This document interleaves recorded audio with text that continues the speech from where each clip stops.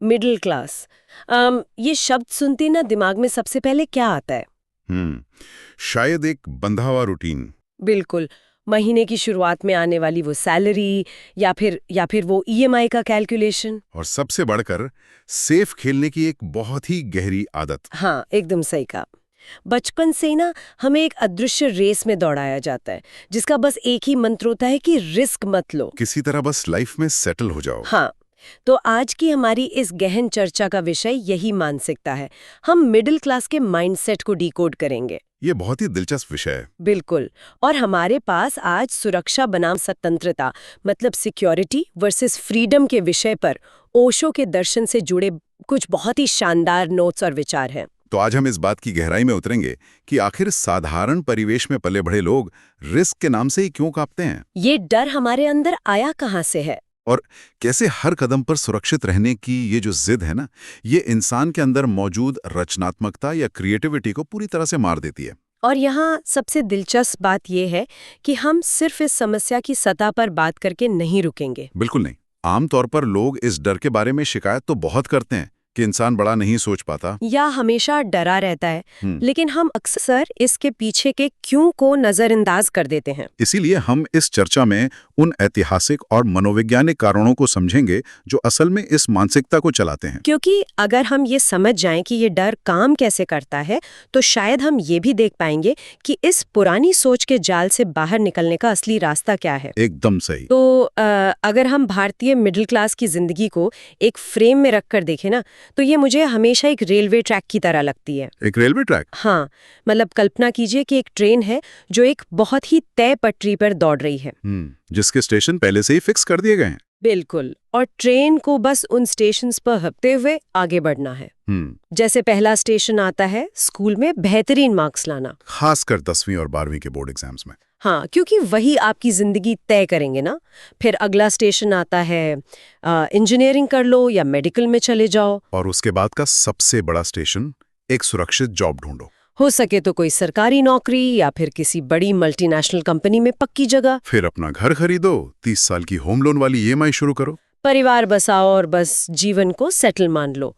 ये ट्रेन कभी पटरी से नहीं उतरनी चाहिए। ये रेलवे ट्रैक वाली एनालॉजी ना इस पूरी स्थिति को बहुत ही बेहतरीन तरीके से समझाती है ना? हाँ, क्योंकि अगर आप एक ट्रेन को देखें तो उसके पास लेफ्ट या राइट मुड़ने की कोई फ्रीडम नहीं होती। उसे सोचने की जरूरत ही नहीं है कि रास्ता कहाँ जाएगा। सब कुछ पहले से मैप किया हुआ है। ये पूरा का पूरा मिडिल क्लास मॉडल केवल दो मजबूत खंभों पर टिका है, स्टेबिलिटी और सिक्योरिटी। स्थिरता और सुरक्षा। बिल्कुल। जब आप पटरी पर होते हैं तो कोई अनिश्चितता नहीं होती। कल क्या होने वाला है ये आपको आज ही पता होता है। लेकिन हम अक्सर ये भूल जाते हैं कि इस सेफ प्रक्रिया की एक बहुत भारी कीमत चुकानी पड़ती है। हाँ, इस पूरी यात्रा में जो चीज सबसे पहले ट्रेन से बाहर फेंक दी जाती है वो है इंसान के व्यक्तिगत सपने और उसकी रचनात्मकता। और यही बात मुझे सबसे ज्यादा सोचने पर मजबूर करती है। कैसे? देखिए, बचपन में अगर आप किसी भी बच्चे से पूछें तो हर किसी के पास कुछ न कुछ अलग करने का सपना होता है। कोई गिटारिस्ट बनना चाहता है, कोई अपनी कंपनी शुरू करना चाहता है। हाँ, कोई वाइल्ड लाइफ फोटोग्राफर बनना चाहता है।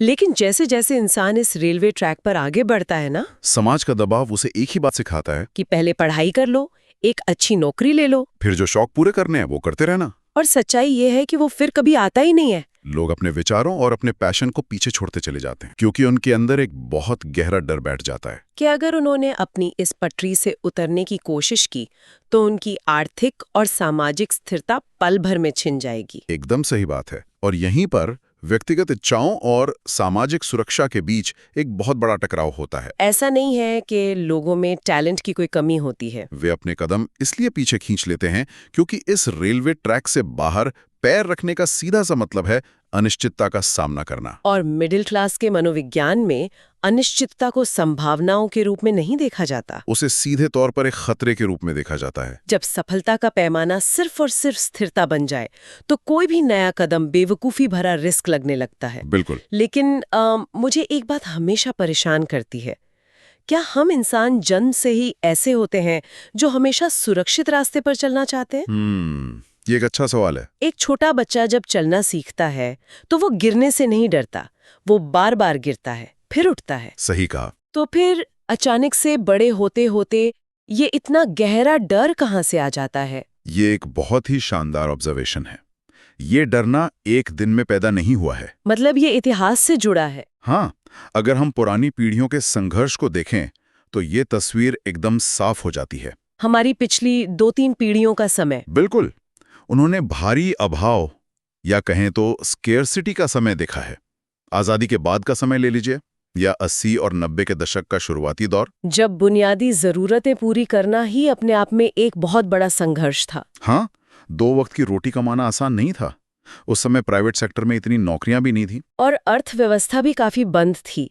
मतलब उस दौर में जीवन का अर्थ अपने पैशन को फॉलो करना तो बिल्कुल नहीं था। उनका सबसे बड़ा लक्ष्य किसी तरह बस सरवाइव करना था। एक इंसान कमाने वाला होता था और पूरा परिवार उस पर निर्भर होता था। उस स्थिति में कोई रिस्क लेने के बारे में सोच भी कैसे सकता है? जब आपकी प्लेट में खाना नहीं है तो आप क्रिएटिविटी के बारे में नहीं सोच सकते।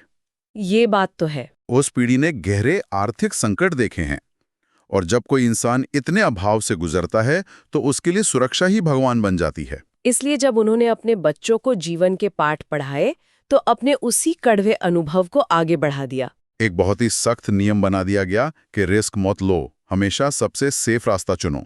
और अगर हम इसे ध्यान से समझें तो ये कोई बुरी नीयत से दी गई सलाह नहीं थी। बिल्कुल नहीं। ये उनका अपने बच्चों को दुनिया की क्रूरता से बचाने का तरीका था। वे बस ये सुनिश्चित करना चाहते थे कि जो संघर्ष उन्होंने देखे वो बच्चों को ना देखने पड़े। लेकिन इसका एक बहुत बड़ा साइड इफेक्ट हो गया। वो क्या? एक समय की जो मजबूरी थी ना, वो समय के साथ धीरे धीरे कलेक्टिव साइकोलॉजी में बदल गई। हाँ, एक पूरे समाज का मनोविज्ञान बन गई, जिसे पूरे सिस्टम ने अपना लिया। अब सफलता की परिभाषा ही पूरी तरह से बदल गई है।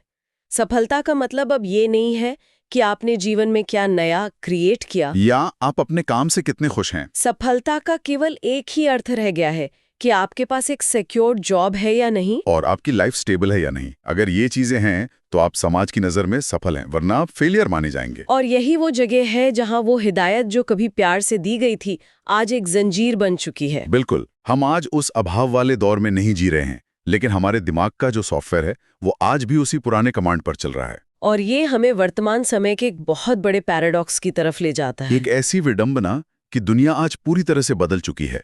अवसर बदल गए हैं, लेकिन हमारा दिमाग आज भी पुराने डर से ऑपरेट कर रहा है। ये पैराडॉक्स वाकई बहुत अजीब है।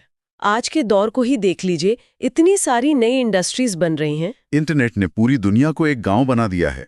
स्टार्टअप्स का दौर है। लोग अपने घर के एक कमरे से ग्लोबल बिजनेस चला रहे हैं। किसी भी विचार को हकीकत में बदलने के लिए अनगिनत साधन मौजूद हैं। पहले कैपिटल मिलना मुश्किल था, आज अगर आइडिया अच्छा है तो फंडिंग मिल जाती है। मतलब आज का समय तो इनोवेशन के लिए स्वर्ग होना चाहिए ना, लेकिन फिर भी बहुत सारे लोग उसी पुराने ढर्रे पर चल रहे हैं। क्योंकि बाहर की दुनिया तो अपग्रेड हो गई है, लेकिन अंदर का डर अपग्रेड नहीं हुआ है। ये बहुत गहरी बात है। और इस वजह से आज के प्रोफेशनल्स के अंदर एक भयानक मानसिक द्वंद्व चल रहा है। लोग अंदर से महसूस करते हैं कि वे कुछ नया और बड़ा कर सकते हैं। उनके पास आइडियाज हैं, क्षमता है, लेकिन जैसे ही वे कोई कदम उठाने की सोचते हैं, समाज की उम्मीदों का डर उन्हें पीछे खींच लेता है।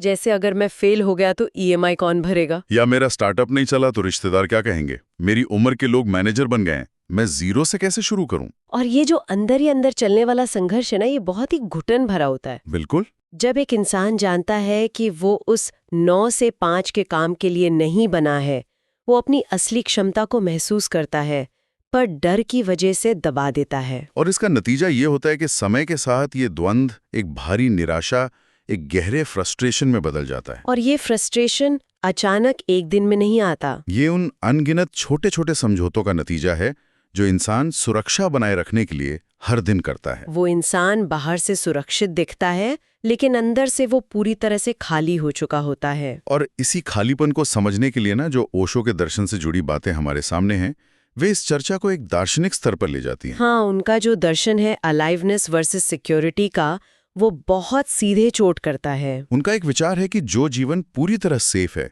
वो जीवन पूरी तरह अलाइव नहीं है। रिस्क जीवन का हिस्सा है। ये विचार सच में बहुत शक्तिशाली है। मतलब अगर सब कुछ सुरक्षित है तो फिर उसमें जीने जैसा क्या बचा। यहाँ सिर्फ करियर या पैसों के रिस्क की बात नहीं हो रही है, ये जीवन को अनुभव करने के तरीके की बात हो रही है। अगर हम लगातार सिर्फ सुरक्षा के पीछे भागते रहें तो हमें कंफर्ट यानी आराम तो जरूर मिल जाता है। हमें पता होता है कि कल ऑफिस जाना है, महीने के अंत में इतनी सैलरी आएगी, साल में एक बार इंक्रीमेंट होगा और रिटायरमेंट के बाद क्या होगा, सब सेट है। लेकिन इस आराम की कीमत क्या है? इंसान अपनी असली फ्रीडम खो देता है, अपनी स्वतंत्रता। आप इसे ऐसे समझ सकते हैं जैसे किसी चिड़िया को एक बहुत ही खूबसूरत सोने के पिंजरे में रख दिया जाए। जहां उसे भरपूर सुरक्षा मिलती है, खाना ढूंढने नहीं भटकना पड़ता। उसे किसी बाज या बिल्ली का डर नहीं होता, उसका जीवन 100% सुरक्षित है। लेकिन क्या वो चिड़िया सच में जीवित है? उसने सुरक्षा के बदले आसमान खो दिया है। उसकी उड़ने की क्षमता खत्म हो चुकी है। इंसानों के साथ भी बिल्कुल ऐसा ही होता है। जब हम अपनी जिंदगी को हर तरफ से सुरक्षित कर लेते हैं तो जीवन में कोई आश्चर्य नहीं बचता, कोई नई खोज नहीं बचती। इंसान एक मशीन की तरह हो जाता है जिसका हर दिन पहले से प्रोग्राम किया हुआ है। ये सोचना ही कितना डरावना है कि इंसान सिर्फ अपनी सांसें गिन रहा है लेकिन सच में जी नहीं रहा है। ओशो का दर्शन हमें यही समझाता है कि असली विकास या रियल ग्रोथ उस कंफर्ट जोन में कभी नहीं होती। असली विकास तब होता है जब एक इंसान अपने डर का सामना करता है। वो स्वीकार करता है कि हाँ, आगे अनिश्चितता है, फेल होने का चांस है, लेकिन फिर भी वो कदम बढ़ाता है। क्योंकि बिना रिस्क के कोई भी नया अनुभव संभव ही नहीं है। जीवन का असली रोमांच अनिश्चितता में है। ग्रोथ हमेशा जोखिम उठाने की क्षमता मांगती है। जब अनिश्चितता को गले लगाते हैं तभी जान पाते हैं कि हम क्या कर सकते हैं। बिना रिस्क के जीवन एक ठहरे हुए तालाब की तरह है, जबकि इसे बहती नदी की तरह होना चाहिए। लेकिन यहाँ पर ना एक बहुत ही प्रैक्टिकल सवाल उठता है। जी पूछिए। इस पूरी चर्चा को सुनकर ऐसा लग सकता है कि हम कह रहे हैं कि हर किसी को अपनी नौकरी तुरंत छोड़ देनी चाहिए या अपनी ईएमआई भूल जानी चाहिए। हाँ, मतलब कल सुबह उठकर अचानक से एंटरप्रेन्योर बन जाना चाहिए। क्या रिस्क लेने का मतलब ये है कि हम आंखें बंद करके खाई में कूद जाएं? नहीं नहीं, बिल्कुल नहीं। और यही हमें इस चर्चा के सबसे अहम हिस्से, इसके 100 वॉट वाले पहलू को समझना होगा। तो इसका अर्थ क्या है? इस बात का उद्देश्य सुरक्षा को बुरा बताना नहीं है।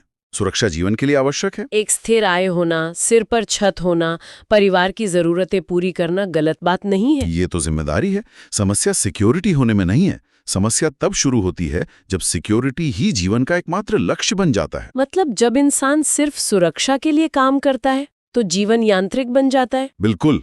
तो फिर इसका मुख्य समाधान क्या है? अगर मिडिल क्लास माइंडसेट से बाहर आना है तो पहला कदम क्या होना चाहिए? क्योंकि भारतीय मिडिल क्लास में मेहनत की कोई कमी नहीं है। बिल्कुल। लोग सालों साल बिना थके काम करते हैं। वे जिम्मेदार होते हैं, अनुशासन में रहते हैं। कमी सिर्फ उस नजरिए की है जो इस डर के पार देख सके। और वो नजरिया है अवेयरनेस यानी जागरूकता। जागरूकता, इसे थोड़ा और समझाइए। मुख्य समाधान ये है कि अपने फैसले डर से प्रेरित होकर लेना बंद किया जाए।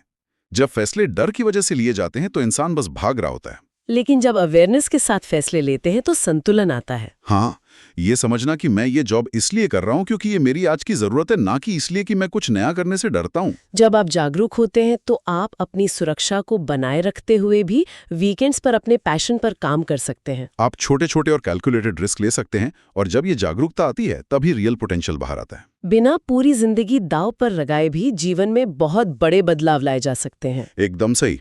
तो अगर हम इस पूरी गहन चर्चा को समेटें तो हमने देखा कि कैसे मिडिल क्लास का वो रेलवे ट्रैक वाला जीवन हमारी क्रिएटिविटी को खत्म कर देता है। और हमने समझा कि ये कोई जन्मजात गुण नहीं है, बल्कि पिछली पीढ़ियों के कड़वे संघर्ष से उपजा ऐतिहासिक डर है, जिसे हमने आज भी सच मान लिया है। हमने आज के नए अवसरों और उस आंतरिक टकराव की बात की जो लोगों को निराश कर रहा है। और ओशो के विचारों से समझा कि पूरी तरह सुरक्षित जीवन एक ठहरावा जीवन है। निष्कर्ष यही निकलता है कि सुरक्षा बुरी नहीं है, लेकिन केवल डर के आधार पर फैसले लेना हमें जीने नहीं देगा। असली समाधान खुद के प्रति जागरूकता है। बिल्कुल। जो लोग हमारी ये चर्चा सुन रहे हैं उनके लिए यहाँ एक बड़ा सवाल खड़ा होता है कि क्या वे भी अपने जीवन के बड़े फैसले केवल सुरक्षा और डर की भावना से ले रहे हैं? क्या हमेशा सेफ रहने की ये रेस उन्हें उस काम से दूर कर रही है जो वे सच में कर सकते हैं? ये सोचने का विषय है कि क्या जिंदगी भर सुरक्षित रहने की कीमत बहुत ज्यादा तो नहीं हो गई है? और इसी बात से जुड़ा हुआ एक अंतिम विचार है जो शायद इस पूरी चर्चा को एक नए मुकाम पर ले जाता है। वो क्या? आज के इस आधुनिक युग को देखिए, जहां तकनीक, एआई और इंडस्ट्रीज हर दिन इतनी तेजी से बदल रही हैं कि कल जो नया था वो आज पुराना हो जाता है। ये तो है। तो ऐसे में क्या ये संभव है कि जो रास्ता कल तक सबसे सुरक्षित माना जाता था, आज के समय में उसी रास्ते पर आंख मूंद कर चलते रहना ही सबसे बड़ा रिस्क बन चुका है? ये सच में एक ऐसा सवाल है जो हमारे सोचने के पूरे नजरिए को बदल सकता है।